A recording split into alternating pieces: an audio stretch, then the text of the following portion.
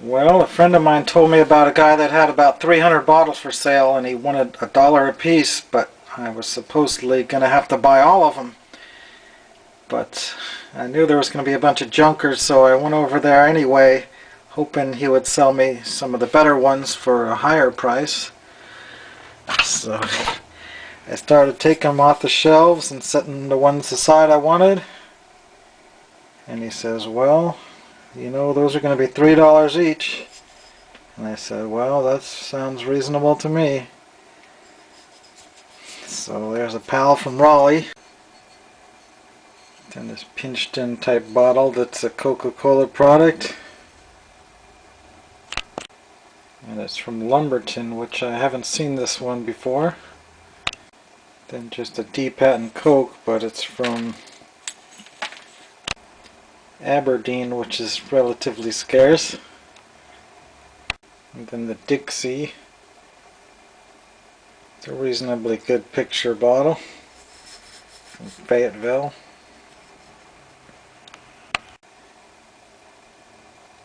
Then this Chiro Cola of the 1935 era. This one's from Raleigh, so I decided it was worth picking up. Hadn't seen one yet. Then just an ordinary Mountain Dew bottle, but still I figured I could get $6 for it. It's pretty clean. And here is an ink bottle. It's nothing special, but it is at least 100 years old since it's blown in a mold. Here's a local Goldsboro Art Deco soda.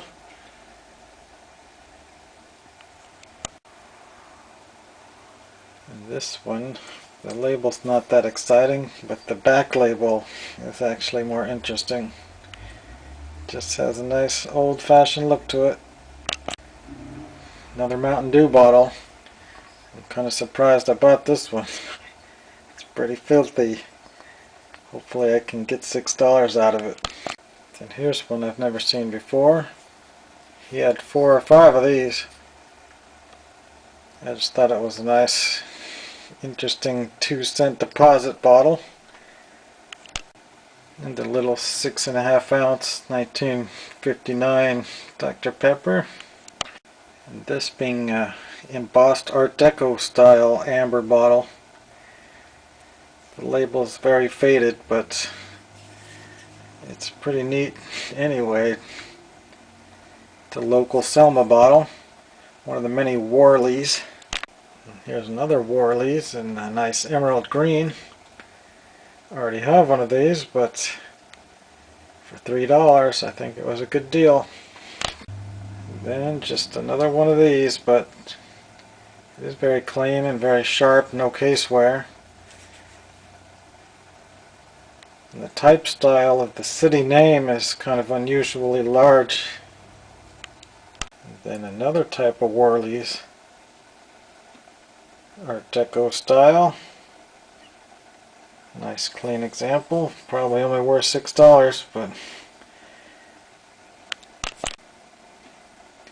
then this is a classic ACL design. I think I already have one or two, but it's a nice one.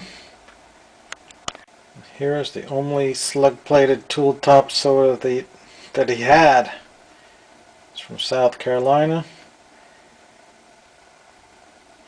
but I like it for $3, even though it does have a lip chip. Then just an ordinary Mason, but some of these have gone up in price lately because of all the wedding people buying these. So I could probably sell for $7 or $8.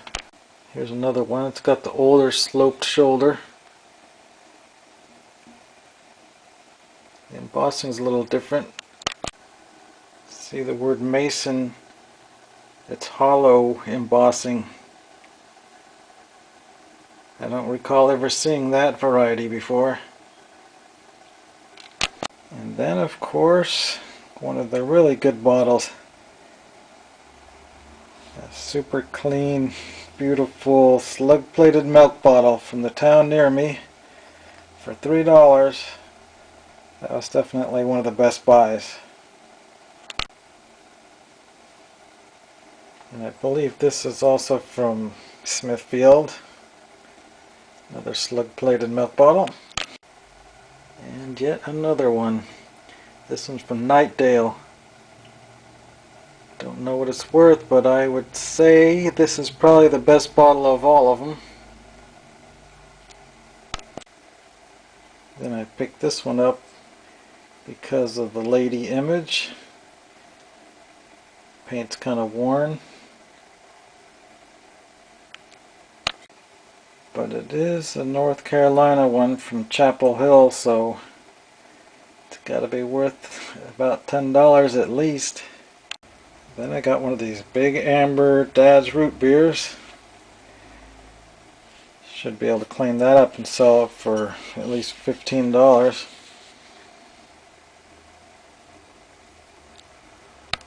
And this is just a plain pharmacy bottle, but it's a 32 ouncer.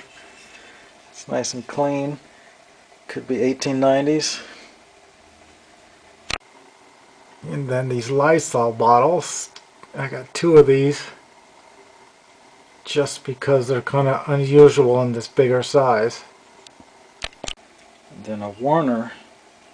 That's a tooled top bottle from turn of the century. It's just a good looking patent medicine for $3. It's about a 16 ouncer. And then I picked up two of these just because I figured I could resell them for $8 each.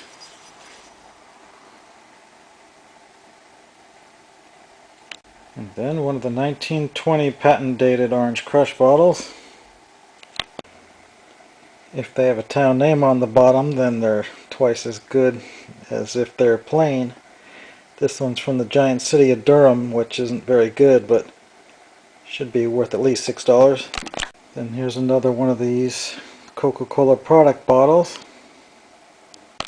But it is from Dunn, North Carolina, which I didn't know they had one like that. Then here's another one of those Goldwayne bottles from Goldsboro. It's a little bit different than the other one. See, this one actually says Goldsboro on the third line, which the other one didn't. Then I got this unusual triangular bottle.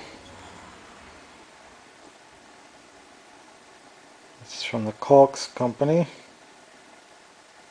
I thought they were a dental supply company, but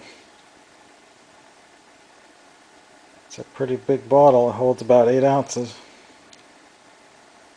Then yet another variety of the Worleys. It's really faded looking, but hopefully I can clean it and brighten that up. It's a 1958. And then we got a Dixie, which is possibly a Pepsi-Cola product from the late 30s. Some of them actually say Pepsi on the bottom, but this one doesn't. Here's another Worley's. They sure did make a lot of them. Similar to the amber one. Well, that's about it. Pretty good score for $120.